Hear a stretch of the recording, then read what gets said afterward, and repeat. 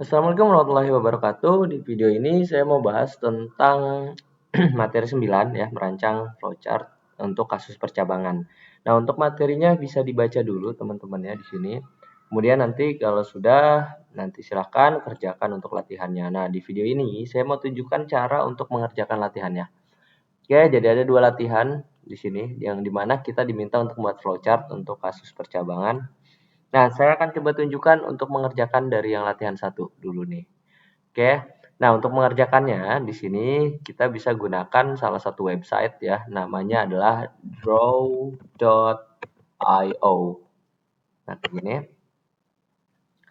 Silahkan cari aja ya di internet draw.io.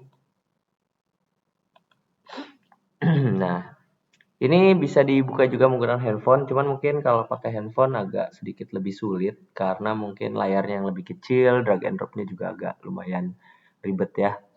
Nah, jadi yang ada laptop boleh gunakan laptopnya, kalau nggak ada boleh pakai handphonenya. Kalau ribet pakai handphone, pakai kertas juga boleh ya teman-teman untuk mengerjakannya ya.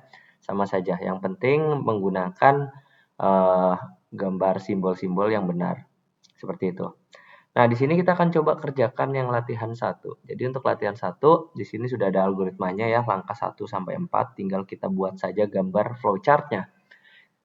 Jadi ketika membuat flowchart, sebelum masuk ke langkah 1, yang pertama dilakukan adalah buat terminal untuk start atau mulainya dulu.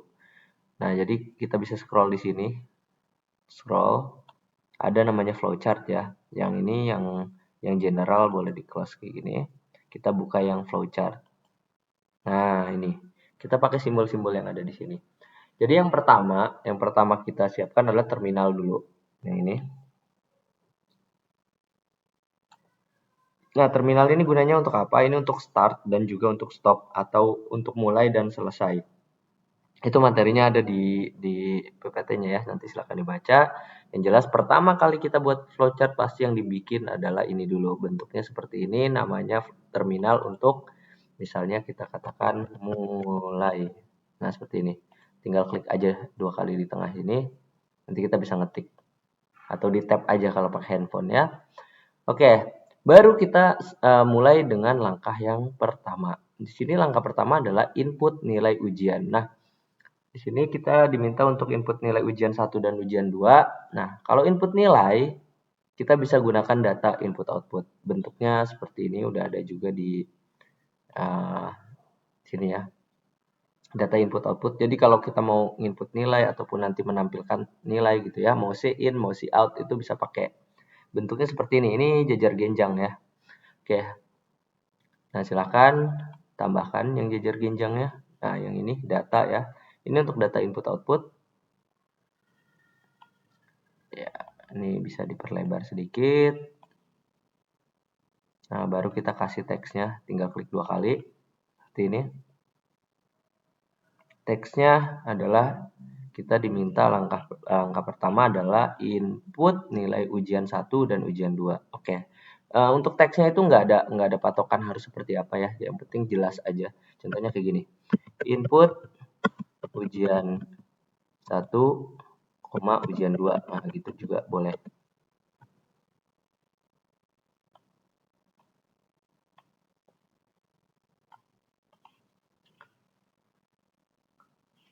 Oke, nah sekarang kita sudah masuk langkah 1. Nah, ini untuk menghubungkan antar flowchart kita bisa pakai arrow atau panah ya. Kalau pakai kertas nanti gambar aja panahnya. Kalau pakai ini bisa nih dari sini kita klik. Sorry. Nah, kita tarik ini ya. Sampai nah sini. Ini kalau mau dilurusin juga bisa kayak gini ya. Nah, ini dari mulai ke input ujian 1 dan ujian 2. Oke, langkah selanjutnya. Langkah selanjutnya kita bisa lihat di sini adalah kita akan menghitung nilai total. Nilai total sama dengan ujian 1 ditambah ujian 2. Nah, kalau untuk menghitung nilai itu namanya proses ya, teman-teman. Ada juga di sini. Yang ini ya. Untuk menyatakan proses seperti assignment atau menghitung nilai itu pakai ini. Pakai bentuknya persegi panjang. Namanya proses. Yang mana persegi panjangnya? Atau bentuk persegi ya kalau di sini. Nah, ini proses bentuk persegi seperti ini. Tapi kita bentuk persegi panjang aja karena teksnya pasti memanjang ya. Kita geser. Nah, seperti ini. Nah, di sini kita akan masukkan tadi nilai total ya. Nilai total sama dengan ujian 1 ditambah ujian 2. Nah, seperti ini. Ini namanya proses ya. Tinggal kita sambungkan pakai panah seperti ini. Oke. Ini langkah nomor 2. Jadi ketika mulai kita input ujian 1 dan ujian 2, nanti nilai totalnya bisa dihitung dari ujian 1 ditambah ujian 2. Dapat deh nilai totalnya. Seperti itu. Nah, maka lanjut ke langkah selanjutnya. Di sini langkah ke-3-nya ya. Nah, jika nilai total lebih dari 100, kita akan tampilkan lulus. Tapi jika tidak, tampilkan tidak lulus. Seperti itu. Nah, di sini tentunya kita butuh percabangan ya teman-teman ya. Jadi jika nilai totalnya lebih dari 100, kita akan menampilkan lulus. Tapi jika tidak, tidak lulus. Kita butuh percabangan atau keputusan seperti ini bentuknya. Ya, untuk menyatakan percabangan. Bentuknya ya seperti layang-layang ya. Oke, ini namanya decision. Kita bisa cari di sini. Nah, ini dia nih. Bentuk belah ketupat atau layang-layang seperti itu ya. Nah, ini boleh diperlebar seperti ini juga boleh. Nah, kayak gini ya.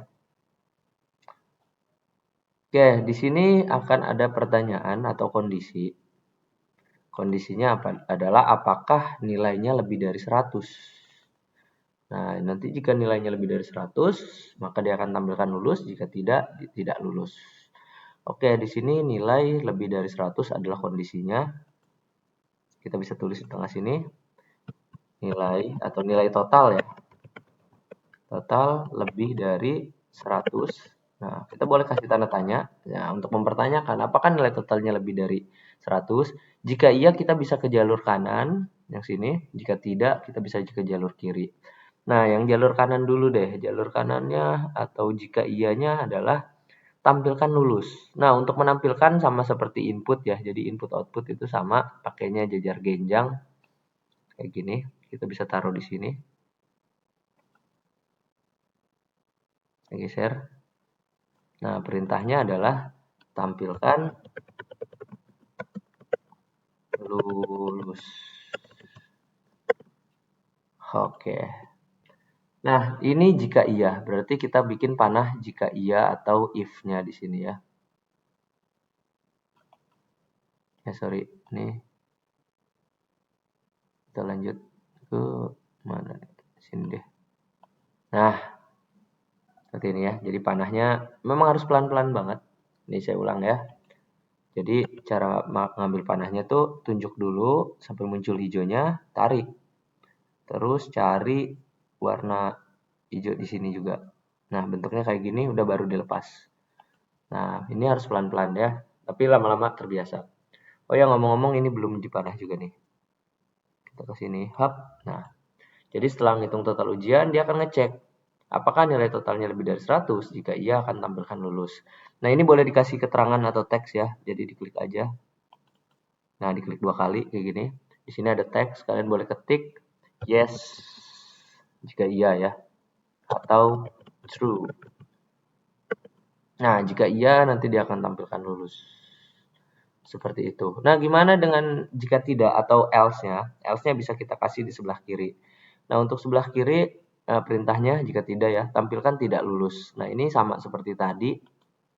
Kita pakai ini jajar genjang. Nah, kita lurusin aja seperti ini ya. Nah, ini untuk tampilkan tidak lulus.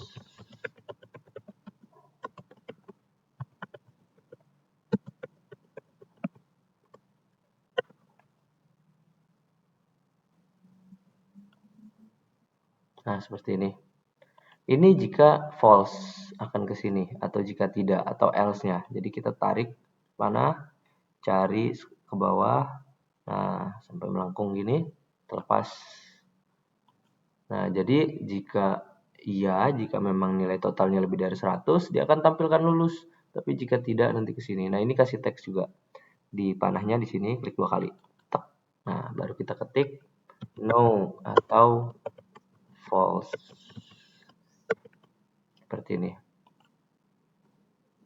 Jadi di sini bercabang nih. Kalau iya dia ke sini, kalau tidak dia ke sini. Setelah itu apa? Perintah selanjutnya. Oh, tidak ada lagi. Selesai programnya. Nah, jadi ketika tadi awal kita bikin, kita harus mulai dengan terminal mulai seperti ini. Nah, maka untuk menutupnya kita bikin yang namanya selesai. Kita bisa pakai terminal yang sama, Terminator ini. Nah, kita boleh kasih teksnya selesai atau stop atau end gitu ya. Nah, baru dari tampilkan lulus ini kita arahkan ke selesai. Hub. Nah, ini agak ke bawah juga boleh. Nah, jadi jika lulus, dia akan menampilkan lulus selesai. Nah, jika tidak, jika nilainya tidak lebih dari 100 atau false atau masuk ke else-nya, itu tampilkan tidak lulus. Baru selesai. Jadi kita ambil lagi panahnya. Hub. Nah, disatukan di sini sama-sama selesai. Jadi deh. Jadi ini mulai kita input ujian 1 dan ujian 2, selesai input, kita akan hitung nilai totalnya, ujian 1 ditambah ujian 2, terus masuk ke sini, ke percabangan. Jika nilai totalnya lebih dari 100, jika iya ya, dia akan tampilkan lulus, kemudian lanjut ke selesai. Tapi jika tidak, ke false berarti ya di sini, dia akan menampilkan tidak lulus, kemudian lanjut ke selesai juga. Udah, seperti itu nanti programnya, alurnya. Dan ini gambaran alur, diagram alur, atau yang biasa disebut dengan flowchart. Silahkan teman-teman coba buat ya. Boleh pakai aplikasi yang sama di sini, atau aplikasi lain juga boleh. Boleh pakai laptopnya, handphone juga boleh. Atau kalaupun mau pakai kertas, digambar biasa pakai kertas ya, coret-coret gitu, itu juga boleh. Yang penting rapi ya. Yang penting masih bisa dibaca, kurang lebih seperti itu. Diusahakan serapi mungkin. Nah, kalau udah selesai, jadi seperti ini silakan teman-teman buat. Ini bisa kalau pakai aplikasi ini bisa dijadikan gambar ya. Ke file aja, terus export as, kemudian ke PNG. Nah, seperti ini. Langsung aja ekspor. Nah, di sini disimpannya di mana? Di Google Drive. Kalau di Google Drive itu butuh validasi atau autentikasi ya, pakai akun. Atau kalau mau simple ya di-download aja kayak gini nih. Ada download. Nah, jadi nanti dia akan ke-download otomatis tuh. Ke-download, boleh dibuka. Nanti ini hasil jadinya berupa gambar. Selesai seperti ini kurang lebih ya. Silahkan dicoba dibuat latihan satunya. Kalau sudah coba juga latihan 2-nya. Oke, kalau ada pertanyaan silahkan tanyakan di forum diskusi. Mungkin itu saja. Selebihnya mohon maaf. Silahkan dicoba. Assalamualaikum warahmatullahi wabarakatuh.